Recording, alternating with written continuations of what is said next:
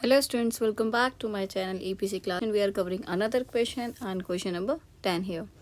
So in this question, prove that the angle between two tangents from an external point to a circle is supplementary to the angle subtended by the line segment joining the points of the contact at the center. क्या कह रहा है ये question, इसे समझते हैं.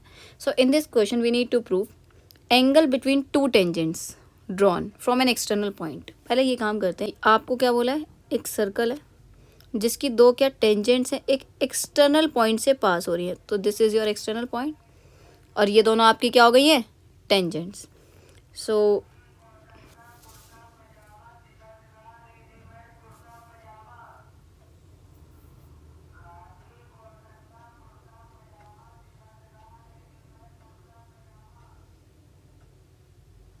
ठीक है, तो ये क्या है, दो टेंजेंट एक्सटर्नल पॉइंट से पास हो रही है जिसका नाम क्या है पी.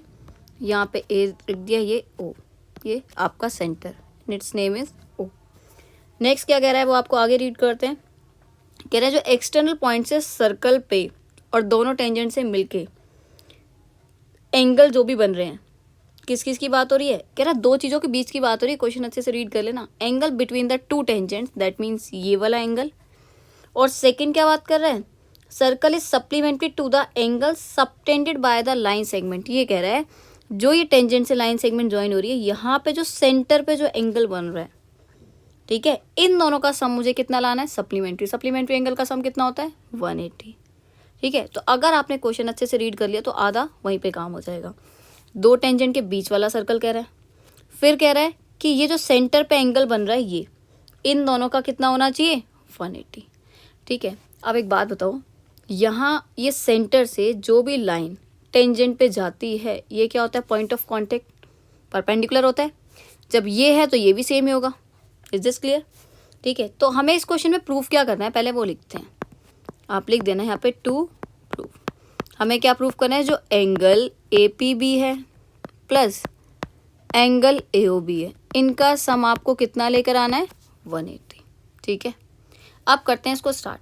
ये क्या दिख रहा है आपको, जो ए पी बी ओ है, ये क्या है, एक क्वाड्रिलेटरल है ना. और क्वाड्रिलेटरल के जो चारों एंगल होते हैं उनका सम कितना होता है भाई, 360. इज दिस क्लियर ना. लिखते हैं यहाँ पे एंगल्स क्या क्या है, एक एक करके एंगल्स लिखते हैं. पहले मैंने ले लिया ए ओ बी, ठीक है. नेक्स्ट ए पी बी, दो एंगल हो गए. तीसरा क्या है हमारे पास, O A P, and last one is O B P. ये जो चारों एंगल्स है, इनका सम ऑफ ऑल एंगल्स कितना होगा, 360. Is this clear. अब ये दोनों एंगल्स का सम तो मुझे 180 लेकर आना है, नहीं पता, एज इट इज रहने दो. ठीक है, अब ये जो ओ ए पी है, ये कितना है, 90, और ये भी कितना है, 90. इसको ना स्टार्टिंग में कहीं पे मेंशन करके दिखा देना कि ये जो ओ ए पी और सेकेंड क्या ओ बी पी है, ये दोनों कितना है, 90 पॉइंट ऑफ कॉन्टेक्ट लिख देना. कि पॉइंट ऑफ कॉन्टेक्ट मतलब रेडियस यहाँ पे टेंजेंट पे आता है तो कितना बनाता है ये, 90. सो दिस इज ऑलरेडी गिवन. ठीक है जी. नेक्स्ट आगे चलते हैं, सामने 360, यहाँ पे कितना हो गया, 180. 180 अगर राइट साइड जाएगा तो क्या हो जाएगा, माइनस. ये ए पी भी एज इट इज, सामने कितना है, 360. ये जो प्लस का 180 होगा, सामने जाके क्या हो जाएगा, माइनस. तो आपके पास जो एंगल ए ओ बी है और ए पी बी है, ये कितना आ गया, 180. और हमें भी तो यही लेकर आना था, hence proved. So this is your question number 10.